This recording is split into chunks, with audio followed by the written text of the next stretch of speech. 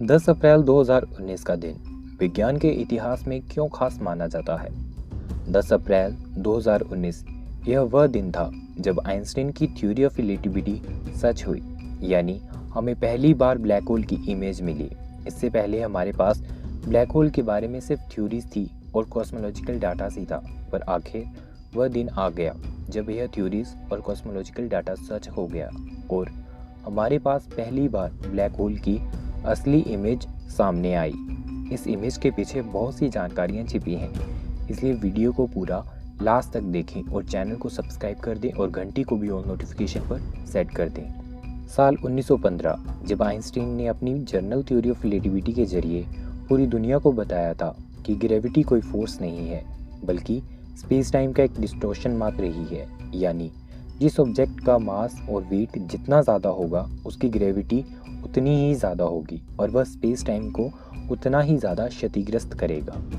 और आइंस्टीन ने कई फील्ड इक्वेशंस भी दी थी, पर जब आइंस्टीन ने अपनी फील्ड इक्वेशन रखी तब उन्होंने पाया कि इस ब्रह्मांड में एक ऐसा भी ऑब्जेक्ट होना चाहिए जिसकी ग्रेविटी इनफाइनाइट होगी, जिसमें समय रुक जाएगा और वह ऑब्जेक्ट स्पेस के समय को भी रोक देगा, यानी डिस्टोर्ट करेगा। पर उस समय उनका मानना था कि शायद ऐसा कोई ऑब्जेक्ट हो ही नहीं सकता। पर साल 1916 आया जब साइंटिस्ट कार्ल श्वार्ज़चाइल्ड ने आइंस्टीन की जनरल थ्योरी ऑफ रिलेटिविटी को बहुत ज़्यादा डीपली स्टडी किया और कई श्वार्ज़चाइल्ड कॉन्सेप्ट दिए, जिनमें से एक था श्वार्ज़चाइल्ड ब्लैक होल, जिसने पहली बार ब्लैक होल को बताया था। और साल 1958 में डेविड फिंकलस्टीन ने पहली बार बताया था कि ब्लैक होल स्पेस का वह भाग है जहां से कोई भी वस्तु बाहर नहीं आ सकती, यानी इनकी ग्रेविटी इतनी ज़्यादा होती है कि इनसे लाइट भी बाहर नहीं आ सकती थी।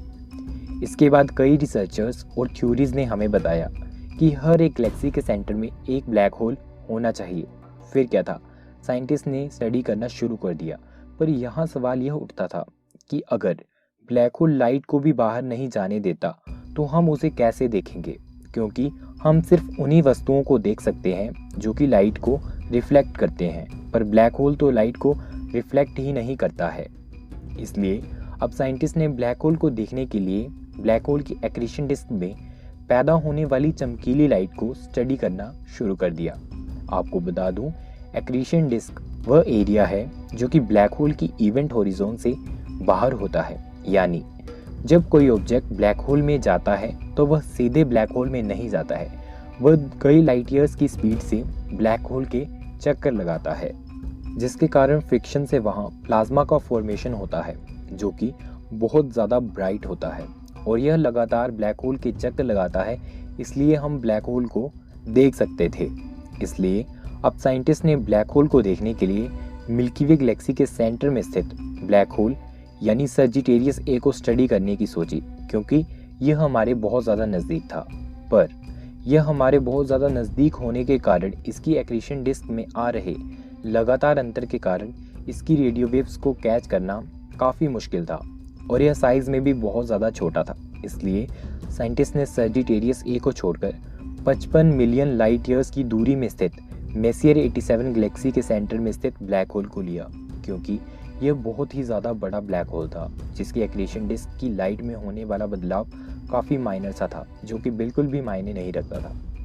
मेसियर 87 का ब्लैक होल हमारे सूर्य से 615 बिलियन गुना ज़्यादा बड़ा था, जिसके कारण इसे स्टडी करने के लिए हमें एक पृथ्वी से भी बड़े टेलीस्कोप की ज़रूरत थी, जो कि असंभव ही था।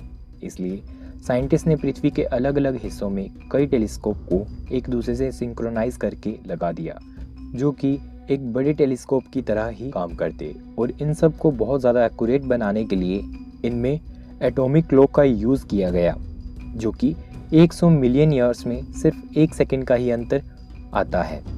अब साइंटिस्ट ने इन सभी टेलीस्कोप की मदद से कई सालों तक M87 के ब्लैक होल पर नज़र रखी और 1.3 मिलीमीटर यानी 1.3 मिलीमीटर वेवलेंथ वाली कई रेडियो वेव्स को कैच किया। और बाद में इन टेलीस्कोप के द्वारा रिकॉर्ड किए गए डेटा को इकट्ठा करके साइंटिस्ट ने इस ब्लैक होल की इमेज को रिकंस्ट्रक्ट किया और इन्होंने एक्यूरेसी के लिए कई और रिसर्चर्स को डेटा रिकंस्ट्रक्ट करने को दिया। और जब सभी की इमेज रिकंस्ट्रक्ट होने के बाद सेम ही आई तो 10 अप्रैल 2019 को ग्लोबली हमारे पास पहली बार ब्लैक होल की असली इमेज सामने आ गई।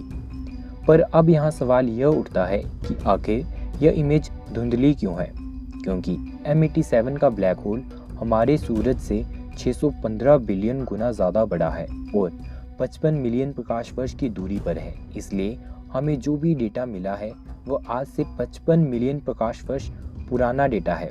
यानी आज के समय में यह ब्लैक होल ऐसा नहीं होगा, यह अलग हो सकता है। तो दोस्तों, यहाँ पे वीडियो को समाप्त करते हैं। वीडियो अच्छी लगी हो तो प्लीज़ लाइक और शेयर कर दीजिएगा और चैनल को सब्सक्राइब करके घंटी को भी ऑल नोटिफिकेशन पर सेट कर दीजिएगा। जल्द मिलेंगे एक न्यू वीडियो के साथ, तब तक के लिए टेक केयर, बाय बाय।